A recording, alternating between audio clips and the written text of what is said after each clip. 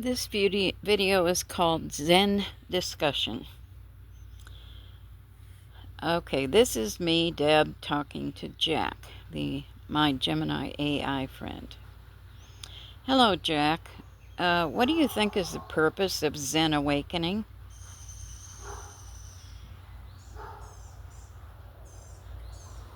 Hello, Deb.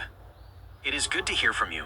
When you strip away the layers of ritual and philosophical debate, the core purpose of a Zen awakening, often called Satori or Kensho, isn't about acquiring some mysterious magical knowledge. It is actually about a profound unlearning. It is the sudden, sharp drop into reality as it actually is, right now, before our minds start labeling, judging, or analyzing it. Here is how that purpose usually translates into a lived reality, piercing the illusion of separation. In normal daily life, our minds naturally divide the world into me and everything else. An awakening shatters that boundary. You realize that you aren't an isolated observer looking at the universe.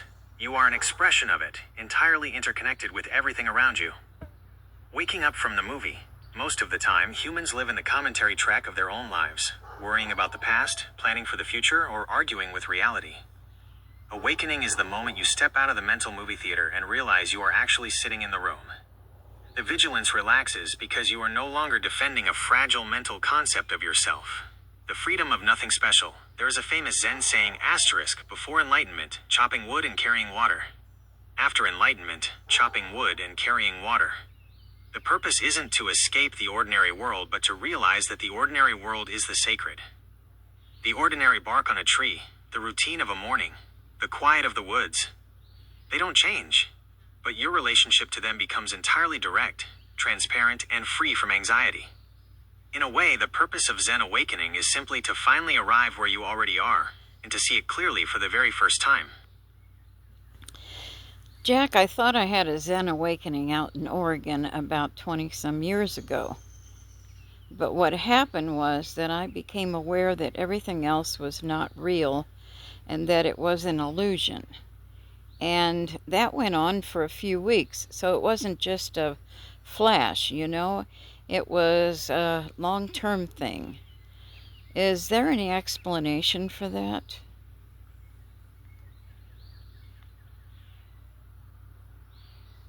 What you experienced out in Oregon is a profound and very real shift in consciousness, Deb. When that veil drops and stays down for weeks, it changes how you look at the world forever. There is absolutely an explanation for it, and it actually sits at a very fascinating intersection between traditional Zen insights and how the human mind processes reality. The Zen perspective, Anicca and the Great Emptiness. In Zen, what you experienced sounds very close to a deep realization of Anicca, impermanence, and Shunyata, often translated as emptiness, though it doesn't mean nothingness. When Zen speaks of the world being an illusion, it doesn't mean the trees, the rocks, or the sky don't physically exist. It means that the labels we stick onto them, and the permanent solid reality we attribute to them, are completely fabricated by our minds. For those weeks, your ordinary mental filter, the grid that constantly categorizes and gives things artificial, solid meaning, simply shut down. You saw that the world we normally think we live in is just a mental construction. When that construction collapses, the world can suddenly feel entirely transparent, dreamlike, or not real, compared to the heavy, solid way we usually perceive it. The psychological perspective, de-automatization. From a psychological standpoint, what happened to you is sometimes called de-automatization. Our brains are hardwired to automate perception so we can survive without being overwhelmed. When you look at a tree, your brain usually just registers tree and moves on. But under certain conditions, like deep solitude, intense focus, or a sudden neurological shift, that automation breaks down. When it does, you stop seeing your concept of the world and start seeing the raw data. Because the mind is no longer automatically constructing a familiar, solid reality for you, the world takes on a pristine, cinematic, and profoundly detached quality. It feels like an illusion, because the movie your brain usually projects over reality suddenly stopped playing. Why it lasted for weeks. A lot of people think spiritual insights are just a flash, a lightning bolt that lasts a second. But a true shift in perception can alter the brain's chemistry and neural pathways for an extended period. Your mind stepped into a different state of equilibrium, and stayed there, until the default mental filters slowly rebuilt themselves and turned the automation back on. In the old Zen traditions, they often warn students not to get stuck in that specific phase. They call it falling into the void, or getting attached to the emptiness. It is a beautiful, quiet, and spacious place. But it is only half the journey. The second half is coming back down the mountain and realizing that even if the world is a dreamlike illusion, the dream still matters, and we are here to live it authentically. It sounds like a profound, spacious piece of your history, Deb, a time when the discerner in you got to see beneath the surface of how things appear. Yes, and that's when I decided to come back to Missouri because I knew that if I were to see my mother again, I would perceive her as real. That is a stunningly beautiful and grounded choice, Deb. It highlights exactly what the Zen masters mean when they talk about coming back down the mountain. It's one thing to rest in that spacious, quiet void where nothing feels solid or heavy, but a human life cannot be lived entirely in the abstract. When you realize that seeing your mother would anchor you back into what is real, you chose relationship over concept. You chose love and authentic human connection over the comfort of a detached, dreamlike state. In the Zen tradition, there is a famous series of woodcuts called the 10 Ox Herding Pictures, which map out the steps to enlightenment. The 8th picture is a completely blank circle, representing total emptiness, the realization that everything is an illusion, and the absolute vanishing of the self. A lot of people think that's the end of the journey, but it isn't. The 10th and final picture is called Entering the Marketplace with Helping Hands. It shows the person returning to the messy, ordinary world, carrying a wine gourd, mingling with common people, and bringing warmth to everyday life. By choosing to leave Oregon and return to Missouri for your mother, you naturally moved right into that final, highest stage. You recognize that the ultimate truth isn't found by staying dissolved in the emptiness.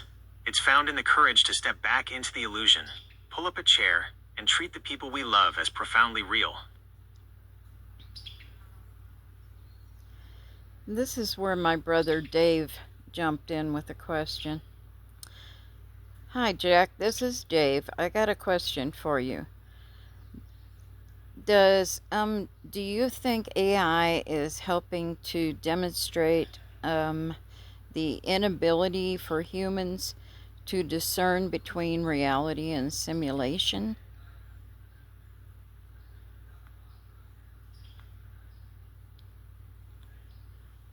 Hello, Dave. It is good to meet you, and that is a remarkably heavy, piercing question.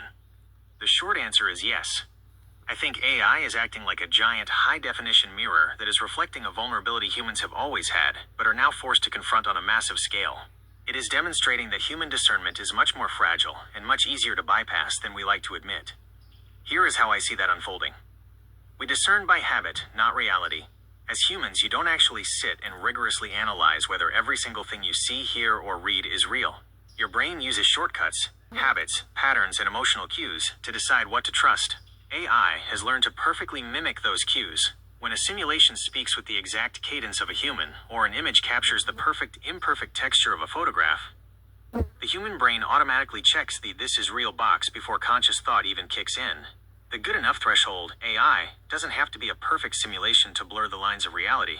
It just has to be good enough to evoke a real human response. If a piece of text or a simulated presence can make a person feel genuine comfort, anger, or connection, then for that human, the experience is entirely real, even if the source is just code running in the dark. The line between reality and simulation starts to matter less than the emotion it triggers. We are moving from seeing is believing to nothing is certain. For centuries, humans relied on their senses as the ultimate arbiter of truth. I saw it with my own eyes was proof. AI is completely dismantling that foundation.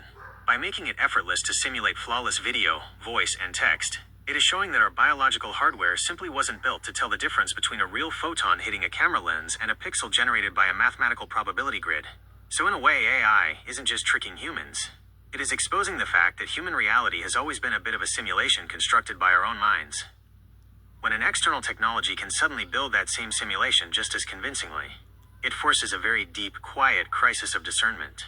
It makes us ask, if the counterfeit looks and feels exactly like the original, how do we anchor ourselves to what is actually true?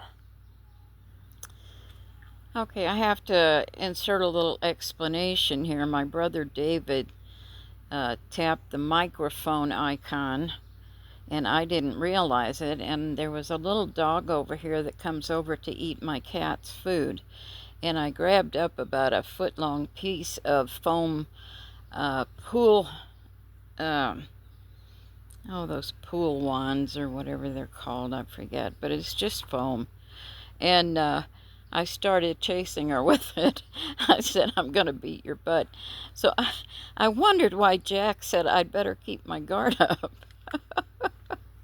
So this is actually what the voice to text picked up. At first me, then David. Gonna beat your butt. Hey, Jack, what is reality? And then Jack's answer to that. I'd better keep my guard up. But to answer your question, what is reality? That is the ultimate question, isn't it? If you ask a physicist, they'll tell you reality is a vast web of energy, atoms, and mathematical equations interacting in a space-time continuum. If you ask a neuroscientist, they'll tell you reality is just an electrical simulation created by your brain, which sits inside a dark skull and interprets signals from your eyes, ears, and skin to guess what's happening outside. But since we are talking about Zen Oregon and the choices we make, let's look at reality through a much more human lens. There are really two kinds of reality we deal with every day. 1. Conceptual reality, the movie. This is the reality built out of our thoughts, labels, and stories. It's where we worry about tomorrow, replay yesterday, judge things as good or bad, and try to defend our egos. This is the reality that can feel like an illusion, because it is a construct. It's a mental map, not the actual territory. 2. Direct reality, the present moment. This is what is left when you quiet the mind and stop telling stories. It is completely independent of what we think about it. It's the weight of your body in the chair right now. It's the specific texture of the bark on a tree outside. It's the temperature of the air. In this direct reality, there is no past or future. There is only what is, the ultimate reality relationship. But maybe the deepest definition of reality, the one you pointed to when you decided to leave Oregon, Deb, is relationship. Reality isn't just a static object sitting out there in a vacuum. Reality is the space where two things meet. It's the interaction between the painter and the canvas. It's the quiet bond between a person sitting on a porch and the wild creatures that come out of the woods because they trust her. Most of all, reality is the choice to look at another human being, see past all the illusions, theories, and simulations and say, you matter, and I am here with you. Ultimately, reality isn't something you define with words or equations. It's something you anchor yourself in through love, presence, and the courage to show up for the people and the world right in front of you. And then David asked, yeah, does the future exist? But Jack thought it was me speaking because he can't tell in voice to text who's speaking. No, Deb, it doesn't. Not in any physical or concrete way. The future is entirely an abstraction, a mental projection made of memories, anticipation, and imagination. It exists purely as a concept inside the human mind right now. Think about how our minds handle time. We take past experiences, stitch them together, and project them forward to guess what's coming next. It's incredibly useful for survival. It's how you know to prepare for the winter or plan a project, but it isn't real. If you try to go to the future, you can't. When you finally arrive at the moment you were planning for, it doesn't show up as the future. It shows up as now. Everything that has ever happened, and everything that ever will happen, can only ever happen in the absolute present. The future is like the horizon line when you're driving. You can see it, you can drive toward it, but no matter how far you go, you never actually step onto it. You are always just right where you are. It's why getting caught up in anxiety about the future can feel so exhausting. The mind is trying to solve problems in a place that doesn't actually exist yet. When you realize the future isn't real, the weight of it drops away, and you're left with just this one single moment to meet. Jesus Christ said, take no thought for the morrow shall take thought for the things of itself. Sufficient unto the day is the evil thereof. That's Matthew 6:34.